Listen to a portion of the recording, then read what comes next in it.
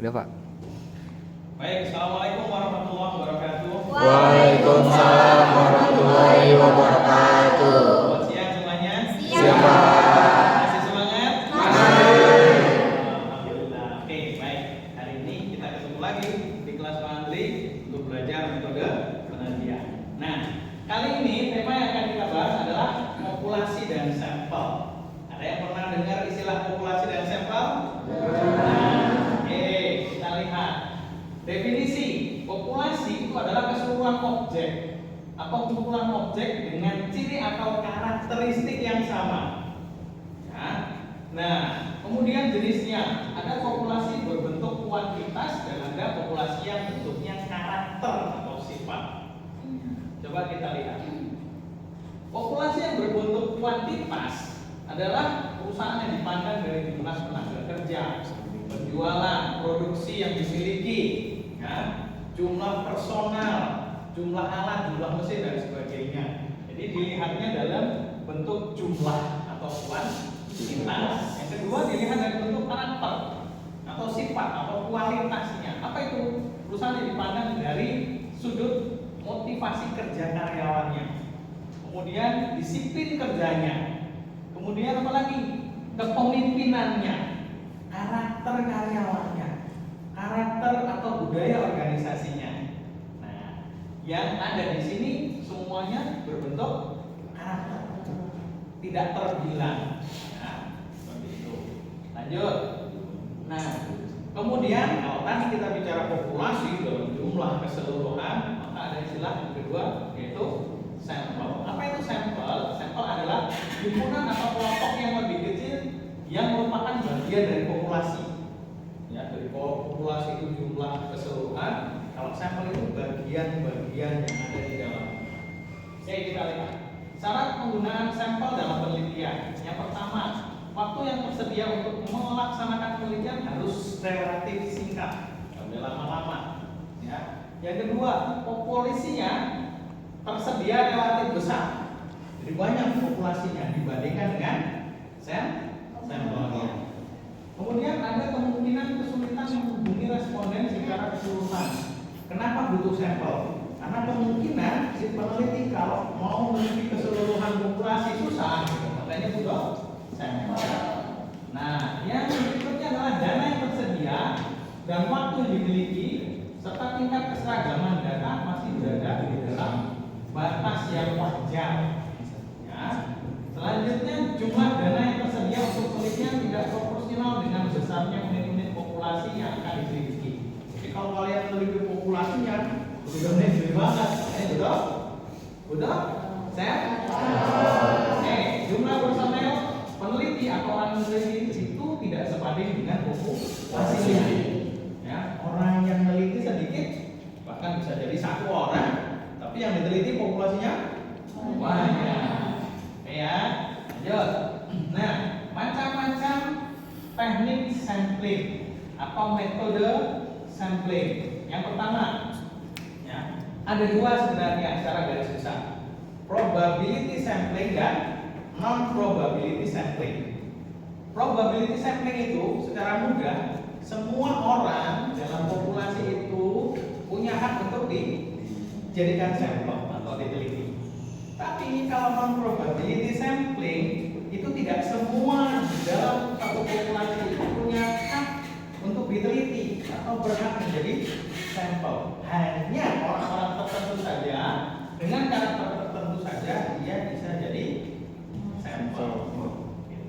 Nah, macam ragamnya di sini ada simple random, ada proportionate stratified random sampling, ya, disproportionate stratified random sampling, ada cluster random, ya. Kemudian ini adalah yang probability yang semua bisa ambil sampelnya, ya. Kemudian ragam yang kedua adalah non probability sampling, jadi tidak semua berhak untuk menjadi sampel. Contohnya apa? Accidental sampling, ya, purposive sampling, ya, sampling jenuh. Nah, ini jadi favorit nih. Kemudian snowballing atau snowball sampling, bola salju, ya. Kemudian kuota sampling, Kemudian systematic sampling. Nah, itu adalah pengertian atau macam ragam dari metode sampling. Oke. Ada yang mau bertanya sampai di sini? Pak. Iya, silakan. Izin bertanya, saya Saira. Apa kelemahan dari metode sampling purposive? Purposive. Oke. Ya. Purposive itu di mana? Di sini. Purposive sampling. Purposive sampling itu apa sih? Metode penelitian yang ya, samplingnya itu ditentukan dengan kriteria tertentu atau dengan alasan tertentu. Misalnya di sini. Ini ada berapa orang mahasiswa di sini? 38. 38. Oke.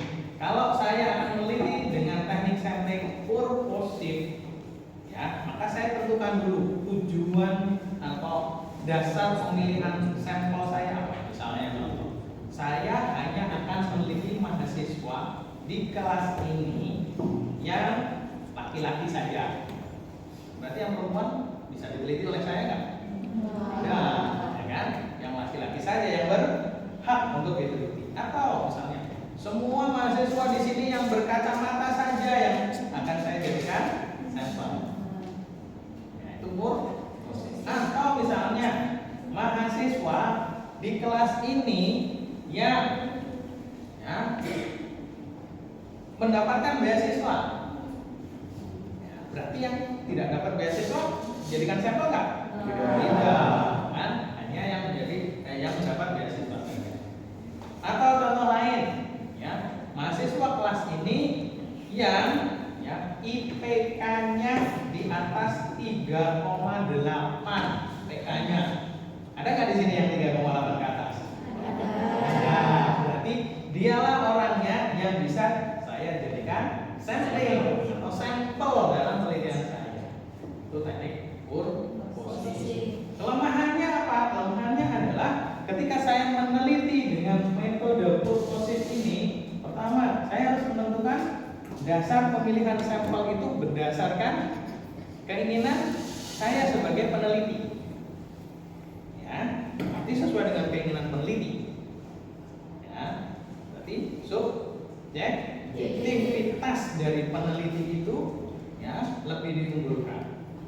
Yang kedua, bisa jadi ya dalam penelitian itu karena ditentukan dasarnya sebagai penyaring, maka tidak semuanya berhak mendapatkan hak untuk menjadi sampel.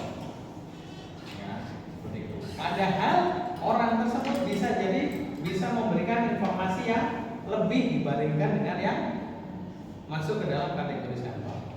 Itu contohnya seperti itu. Ya, tapi tetap ini menjadi satu pilihan ketika ya, si peneliti ingin melakukan penelitian. Masuk dalam kategori apa ini tadi? Sampling purposive on probabilitas. Ya, oke. Jelas sampai di sini? Jelas ya? Oke. Ada lagi yang mau bertanya? Oh ya. Saya mau tanya Pak, sampling jenuh itu apa ya? Terus apa kelebihan menggunakan sampling jenuh dibandingkan teknik sampling lain? Oke, sampling jenuh. Wah, ini favorit nih. Kalau mahasiswa sering banget pakai sampling jenuh. Sampling jenuh itu apa? Teknik sampling yang ya, menggunakan semua populasinya sebagai sampel. Di antara alasannya adalah karena jumlah populasinya kecil, ya, sehingga tidak mungkin ketika diambil sampel jadinya makin kecil. Misalnya, ya, jumlah karyawan di satu perusahaan cuma 30 orang, ya, kemudian mau diambil sampel, misalnya dihitung ketemu angka 10%. Berarti dari 30 kali 10% berapa? 30 kali 10%? 3 orang. Yang diteliti cuma 3 orang. Ya, terlalu sedikit, maka si peneliti bisa mengambil sampling jenuh atau teknik sampling jenuh dalam penelitiannya. Ya. Nah, kriteria apa untuk teknik sampling jenuh ini dipakai adalah jika itu tadi apa? Populasinya sedikit, gitu ya. Pertanyaannya adalah kalau populasinya sedikit itu seberapa sih Pak dalam penelitian? Ada yang tahu? Sedikit dalam penelitian itu kategorinya apa? Ada yang tahu? Belum tahu ya?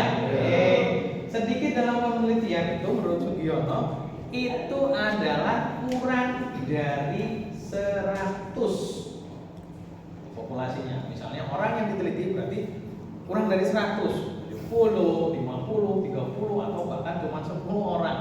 Itu adalah di bawah 100. Nah, pakai sampling group itu sebagai teknik sampling dalam penelitian Anda. Gitu ya. Kelebihannya mudah. Nggak usah ngitung. Ya. Udah jelas sedikit ya sudah itu jadikan sampel. Oke, bisa dipahami? Kita lanjut dulu ya.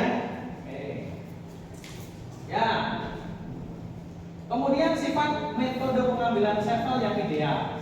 Kita perhatikan ini. Yang pertama, dapat memberikan gambaran yang dapat dipercaya seluruh populasi. Sampel itu perwakilan populasi. Ya, representasi dari populasi. Sehingga dia harus bisa memberi gambaran keseluruhan dari populasi tersebut. Oke. Yang kedua, dapat menentukan presisi dari hasil penelitian dengan menentukan penyimpangan baku dan nilai rata-rata populasi dengan nilai rata-rata sampel. Nah, secara statistik, kedua hal ini ya bisa dilihat ya, antara penyimpangan bakunya dengan nilai rata-rata populasinya itu dibandingkan dengan nilai sampelnya itu tidak terlalu jauh. Artinya apa? Dapat memberikan apa namanya? Yang pertama tadi gambaran populasi, gitu ya. Kalau ini tadi ya secara karakter, kalau ini statistik.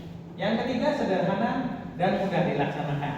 Anda kalau mau milih metode sampling atau teknik sampling, cari yang paling mudah, paling gampang. Jangan pakai yang susah, sulit ya. Paham ya? Terakhir, memberikan keterangan sebanyak mungkin. Dalam penelitian yang terkait dengan apa yang diteliti harus kita bisa dapatkan informasinya sebanyak mungkin, selengkap mungkin, sehingga penelitian kita bisa memberikan gambaran yang menyeluruh terkait dengan populasi yang diteliti tadi, meskipun kita hanya menggunakan sampel sebagai ya objek yang diteliti, gitu ya. Selanjutnya, oke, sampai di sini. Ada yang mau bertanya? Oke, silakan. Saya Dinda ingin bertanya, bagaimana sih cara kita untuk menghitung sampel? Cara menghitung sampel, oke, ini. Ada yang sudah pernah lihat skripsi? Sudah, ya. Ada yang sudah pernah baca jurnal? Pernah nggak lihat di dalam skripsi, di dalam jurnal itu cara menghitung sampel? Ada yang pernah? Pernah. Ada yang belum? Ada yang bacanya cepat gitu ya? Ada yang tahu kira-kira biasanya ngitungnya pakai apa? Pakai apa?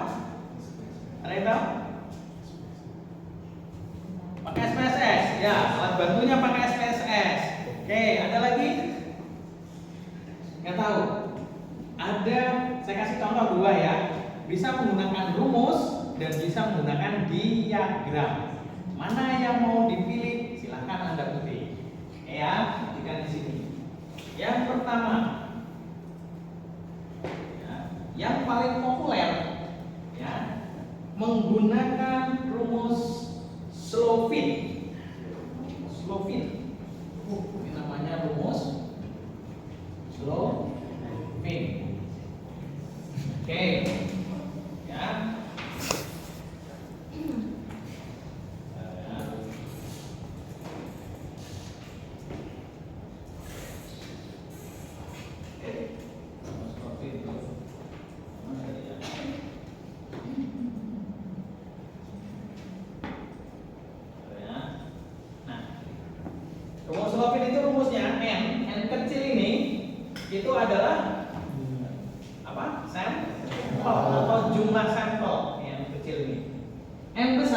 jumlah populasi. Ini satu, ini adalah satuan. N besar populasi. Nah, E ini adalah apa? E adalah standar errornya. Jadi tingkat kesalahannya 5%. Kalau dalam satu penelitian tingkat kepercayaannya harusnya kan 100%. Tapi ada toleransi. Karena manusia tidak mesti sempurna. Boleh dong salah. Maksimal salahnya disebut sebagai standar errornya. Boleh error, boleh salah berapa persen. Biasanya di ilmu sosial itu antara 5 sampai 10% boleh. Nah, Anda tentukan, yang menentukan penelitinya. Mau ditulis di sini 5% boleh, 10% boleh. Nah, ini buat data. Itu rumusnya. Nah, tinggal Anda masukkan saja berapa jumlah populasinya. Ini satu tetap, ini jumlah populasinya di sini. Kemudian error yang digunakan dalam penelitian Anda berapa persen. Gitu ya. Kuadratkan kemudian juga. Ya, nanti Anda bisa hitung sendiri ya. Sampai di sini jelas ya? Itu pakai rumus Slovin ya. Nah, yang kedua adalah menggunakan diagram. Lihat ya diagramnya. Ini namanya diagram atau nomogram Harry King. Apa? Nomogram Harry King. Ya, nomogram. Ya. Nah, Anda boleh cari di internet itu banyak informasi terkait ini. Oke. Nah, dengan nomogram Harry King ini lebih sederhana. Kita lihat yang ada di sebelah kanan, ya, ini ukuran populasinya. Yang ada keterangannya di sini. Berapa jumlah populasinya di sini ada? Sampai dengan angka 2000, dari 10 sampai 2000. Ya, tetapi saya saran kalau bisa di atas 100 baru dihitung pakai ini. Kenapa? Kalau kecil tadi pakai apa? Sampling jenuh, nggak usah dihitung kan? Pakai aja semuanya gitu ya. Nah, di atas 100 baru pakai Slovin atau pakai nomogram Harry King. Caranya gimana? Misalnya di sini, ya, populasinya 200 orang. Kita mau ngambil, ya, tingkat kesalahannya atau standar errornya 5%. Tarik garis dipakai garisan atau mistal. Nanti sampai memotong garis yang tengah. Ini tingkat kesalahan dari 0,5% sampai 10%. Ini di atas 15% tingkat kesalahan. Tarik dari 200 sampai tingkat kesalahan. Tarik lagi sampai memotong garis yang sebelah kiri. Kiri ini adalah garis yang menunjukkan persentase jumlah sampel yang diambil dari populasinya. Paham sampai di situ? Nah, ketika diambil garis dari 200 memotong tingkat kesalahan, kemudian memotong garis persentase, di sini didapatkan persentase kurang lebih berapa itu angkanya? 50, ini 60, lebih dekat ke 60. Oke, misalnya 58. Atau mau dibulatkan 60 juga boleh.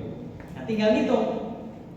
Ya, misalnya dibulatkan 60% kali 200 berapa? Ya, sampelnya kalau pakai nomogram Harry King ini, misalnya di situ ketemu angka berapa persen? Berapa tadi? 60% ya. Kali populasinya 200. Berapa nih? 120. Ini jadi apa ini namanya?